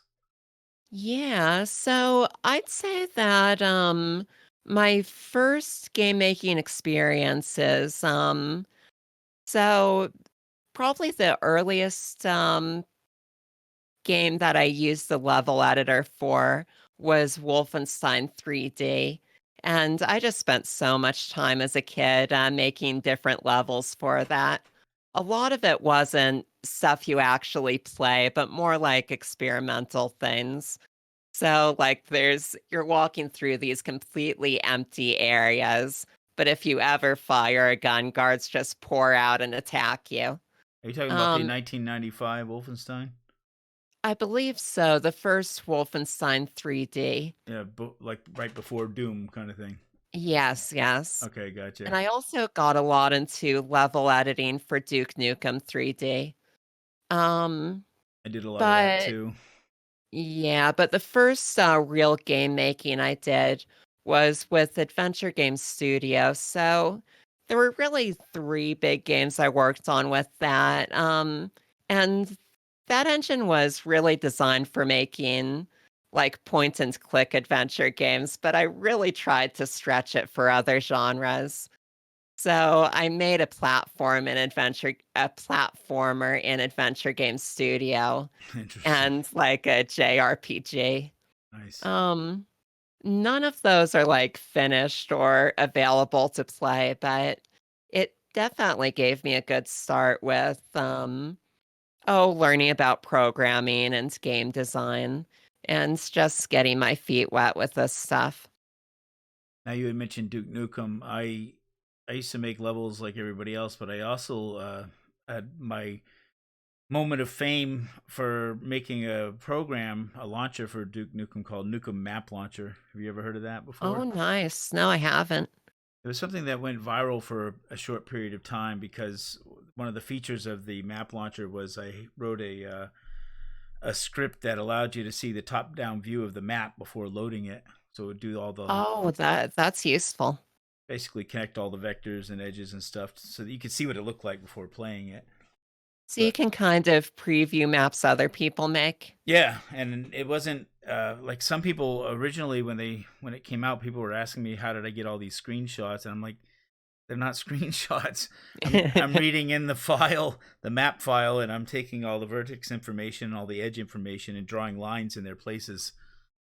Oh, that sounds super useful. And that was a long time ago. I didn't do the program on my own. My best friend Odie, was sort of my mentor at the time, and he was the one that actually made the program that drew the map. But I made the map launcher itself. I did a lot. Nice. We sort of worked on it together. He did the stuff that required more programming finesse, and I did a lot of the easier stuff. You already know Corpus C, who was in chat a little while ago, right? Oh yeah, I know him and Duke Nukem. Yeah, he's probably told you all about it, but he's been working on a way to convert maps from the build engine, like the Duke Nukem 3D and Doom, and put those into Unity. Really fascinating stuff. Yeah, I like Corpus and I have talked a lot. Another thing I wanted to ask you too was, so we're talking about what got you into programming, but now that you are into programming, is it something that you see being long term? Are you getting frustrated with it at all? How do you feel about? Oh no, totally a long term thing. Like I don't know. I don't think I'm ever going to stop making games and doing programming. You think it's going to lead you to anything different, or you think it's always going to be just programming? Well, programming and art design. So I've got like 3/4 of a traditional arts degree. And I wound up not finishing that because I got into making game art and like digital art, and my college just offered pretty much nothing for it. So, my other passion is definitely making digital graphics. Mm-hmm. So I 3D modeled everything in this game. And, I think I'm happiest doing both some programming and game design and art and not specializing in one thing. But, my future projects are probably going to be different games, but still involve a lot of the same skills.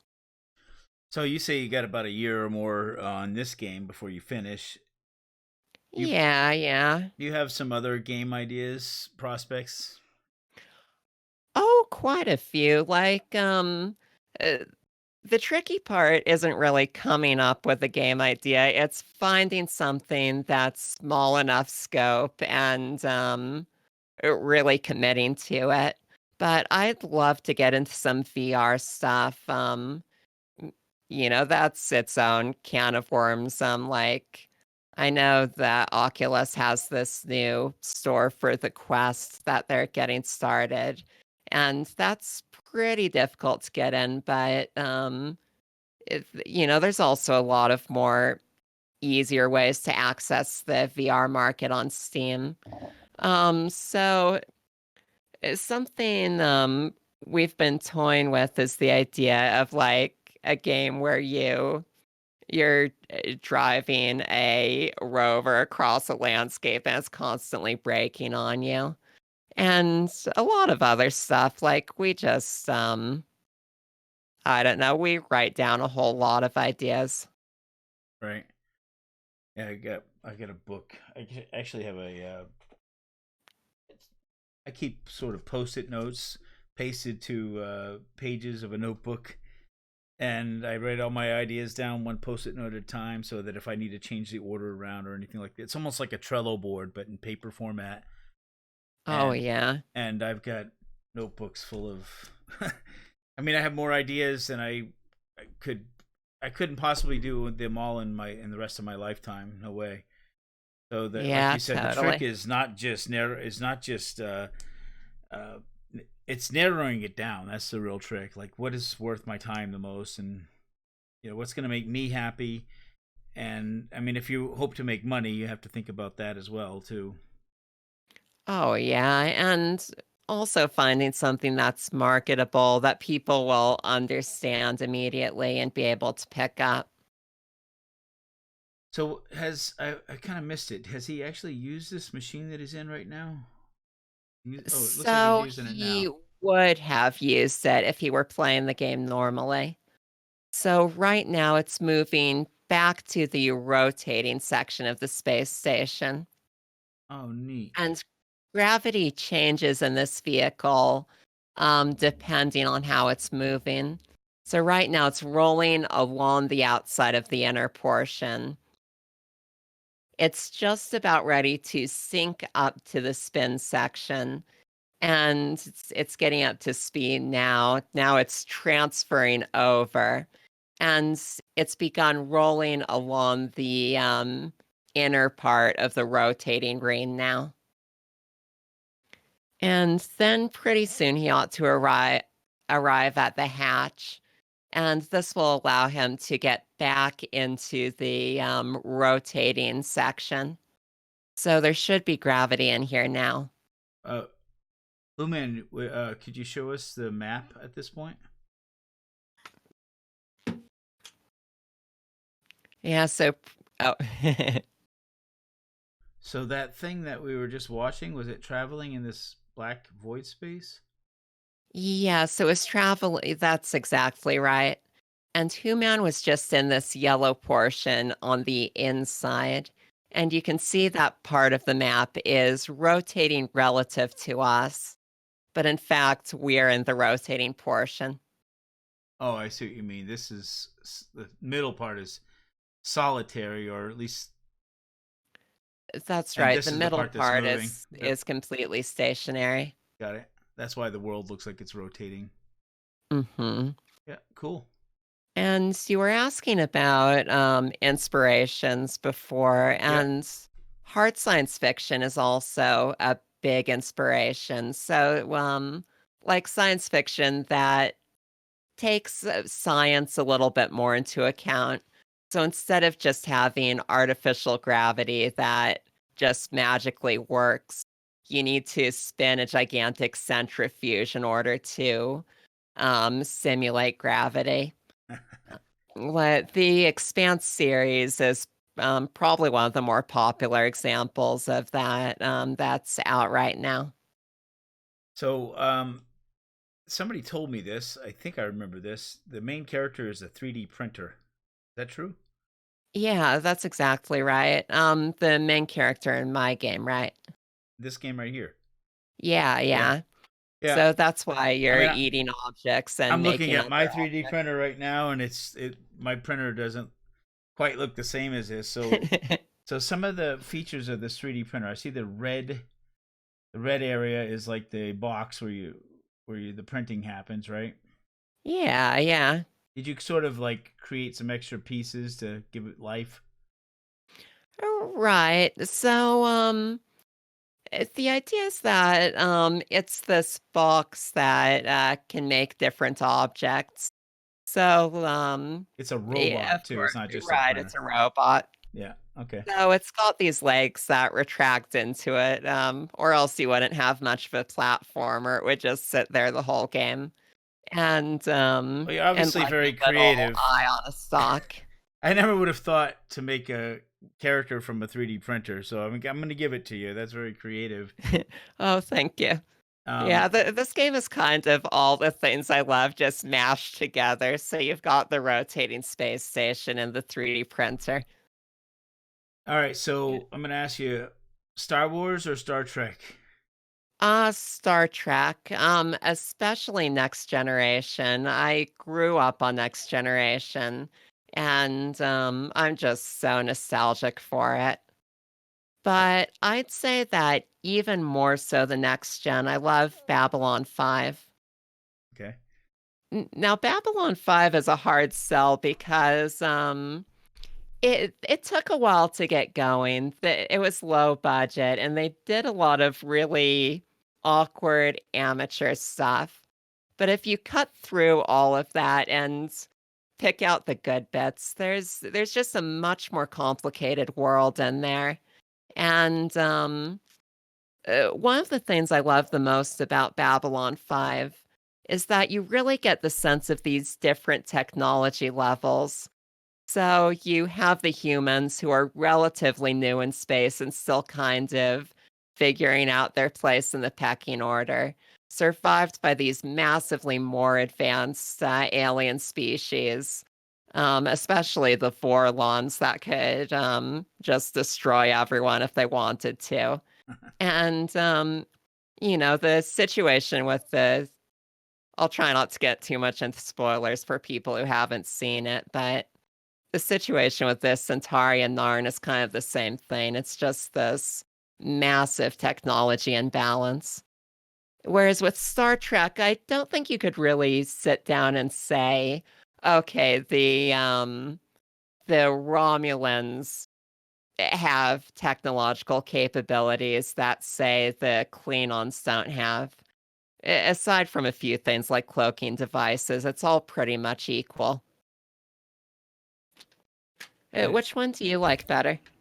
I'm a Star Wars geek, I guess. I'm not happy about what they're doing with Star Wars nowadays, but I grew up on Star Wars, and Oh yeah. I wouldn't say I don't like Star Trek. I just know more about Star Wars than I do Star Trek. Yeah, it's really taken a different direction now, like with the prequels and the new movies. And I don't think we're going to see the end of like new Star Wars shows and movies maybe in our lifetime, now that Disney owns it. What about old TV shows? Like I don't know what your age is, but I mean, when I was a kid, I used to like watch Doctor Who and stuff like that. Oh yeah, yeah. As far as science fiction goes, Firefly is definitely one of my favorites. That's for Serenity. Is that the same thing? Yeah, yeah. I think the movie for Firefly is called Serenity. Yeah, that's what I've only seen the Oh, movie. I never caught the show. yeah, and I also love Buffy the Vampire Slayer, which is written by the same person as Firefly. Oh, neat. I didn't know that. So I have a little bug here. Oh yeah. Yeah. So right now I have I got this thing stuck in my claw. Oh, you're unable to drop? Yeah, I can't drop, but it works as a human shield, which is nice. Okay, Oh no! that's Oh no! serious. Now it's gone. So if you see if you can pick things up. Oops. Whoops. Yeah, no, I couldn't pick anything up either. I tried several combinations of Okay, I'm writing that down. all of the keys, but yeah, it got stuck in my claw. So, like I was doing silly things with it, but I imagine everybody will. Oh yeah, you were really Is- spinning it around when you were hanging from the Hey, ceiling. so there was a dead person in your hands. Do you remember how they died? Like, did they die while you were holding them? No, I grabbed them. They were I burned them up with the Bunsen burner, and then I grabbed their burnt body. Interesting. Yeah, think that might be related to a bug I've seen before. I'm writing down a note for that. So obviously you're having a much easier time than I did, WhoMan. Yeah, so what's been hard to pick up? What's intuitive for you, WhoMan? Well, so what I was going to say, the hardest part, which Almighty didn't get a chance to get to, is the running on the walls here in the so it's not what you think it would be, right? So like right now, if I go to take off, pushing right is down, right? Rather than pushing down's going to go down and up's up, and then so right's towards the wall, it's like crouch. Yes. Right? Okay, so that part, but when you push up, this is it's just a little bit of a getting used to kind of thing, but it didn't feel as intuitive as I was expecting. So right now, if I push up and hold up, I'm going to keep running along the wall. I don't have to. Now that you have gotten used to it, do you feel like you're getting a hang of it, or is it still a struggle? Well, it's not that it's a struggle. It's just that it feels. I feel like right now, what I intuitively want to do is switch directions, up, left, up, left. I just feel like I should do that, but I can just. I realize, I can just hold it down. Invariably, I would push the wrong one until I get going the right direction, and then I'll go, oh, okay, that's the way I want to go. So, go into the options menu and check free fall cam spins. I'd like to get your input on the other way of moving in free fall.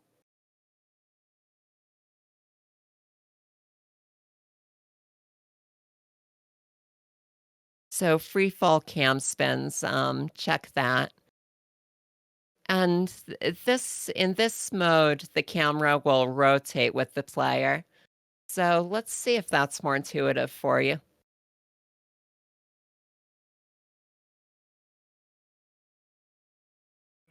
Well, I think I remember seeing the camera spin like this before when you were working on it. And the only feedback I had at the time, and I don't know if I said it in your stream, was I felt like it was really kind of jarring with that immediate flip. Like if the flip could be just a little bit slower in the transition in direction, I think that would feel good. Oh yes, that's good advice. Yeah, it looks like it makes a full rotation in a half a second or something like that.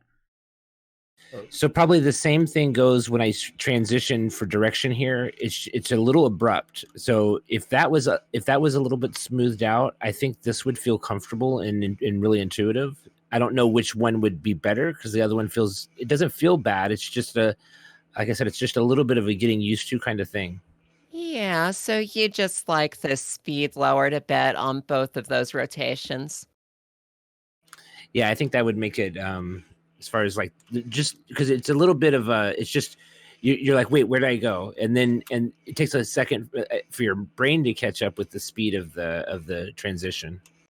Right. Also watching it, I'm watching it for the first time, and I am kind of agreeing with that, thinking it almost makes me feel dizzy a little bit. And that is the reason why I've defaulted it to the non-spinning version right now. Like I would don't know, say different people have different levels of motion sickness, but put that the delay. camera spinning with you is definitely something that could trigger it. Put that delay in the options menu. Like That's put a a good slider idea. in there, and then have a few people test it out and try to get multiple people's feedback on it.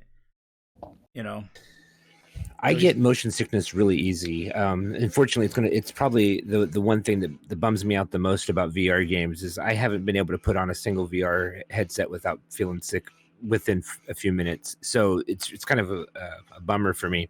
But this doesn't. After a moment, I think it would be pretty, like I said, kind of jarring. I kind of feel it in the gut a little bit, right? It doesn't hurt me too bad, but I think if I played for a long time without it being, without that that lerp on that rotation, I think that would probably get to me pretty quick. Well, obviously there is some lerp on there. It's not snapping immediately, but I think it's just the amount of time that it takes is like I agree. I think I agree with what he's saying. And I could, like, beyond just putting that option in for play testing, I could definitely see leaving that slider in so that people can kind of choose what's best for them. Because that is an accessibility issue. Having a control scheme that is both intuitive but also doesn't cause motion sickness. Actually, come to think of it, this looks better. I'm not playing, but from somebody looking at the screen, this is a lot less stressful. I think I wouldn't lose my direction as easy this way either. So so I think this is the better option for default for sure. So Billy, you were saying that the non-rotating camera is less stressful, right? Yeah, the one we're looking at right now. I know exactly where we are in relation to where we've been, and I don't feel like my head is spinning or anything like that. I don't get this motion sickness thing going on. And personally, as a player, this is also the one I prefer. I feel it gives you a better sense of the space, and it lets you interact with the dangers that you're facing in an easier way. Are you familiar with Mike in Principle, his Project Thrusty Ship? Yeah, I haven't watched any of his streams, but I've definitely heard of him. Well, he's got a feature in his game where you can interact with a special object in the game that will allow the screen to turn. I'm not sure if it's something that you can do on demand or if you have to interact with some socketed object in the game or not, but on demand you can, one way or the other, you can choose to rotate the whole screen manually. Mm-hmm. And it looks a lot like yours, except for you have control over it. You know what you're doing, and it's not just happening to you, Yeah, and another game I've played that like I didn't set out to copy this mechanic, but in retrospect it's a little similar, is VVVVV V 5 times. That's Where a lot of V's. Yeah, it's this platformer where when you jump, you just flip up to the ceiling and back down. There's no running along walls, but I don't know, it's kind of a similar idea where you can just jump to the ceiling. Yeah, I've seen a few games like this, with that mechanic. It's neat. I think this is the way to go, though. Just my opinion. Yeah. Although I feel that I should still maybe include the ability to rotate it because, I mean, really the only reason to not only allow this mode would be that people are just so confused by the controls not lining up with left and right of the character that they'd prefer having the camera rotating just because it makes the controls clearer. Mm-hmm. And maybe they like how it looks. Let's take a break right here. Thanks for sharing your game with us, and thank you so much for showing it off and giving some great feedback.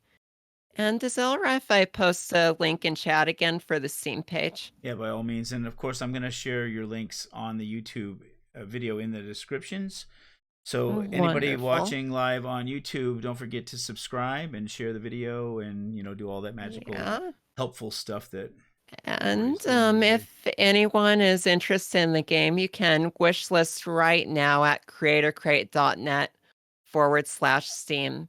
And we're also thinking of putting out a playable demo within the month with like the first few areas so you can get your hands on it. And actually check it out before it releases. Great. WhoMan, thanks for playtesting with us. You've been fantastic. A lot better You than bet. me. You bet. Thank you. Thanks for giving me the opportunity. I really appreciate getting the chance to play it, and it's been a pleasure to watch it come together. And I'm really looking forward to the final product. I'm looking forward to that demo too. I'll pass it around to everybody I for really appreciate holiday.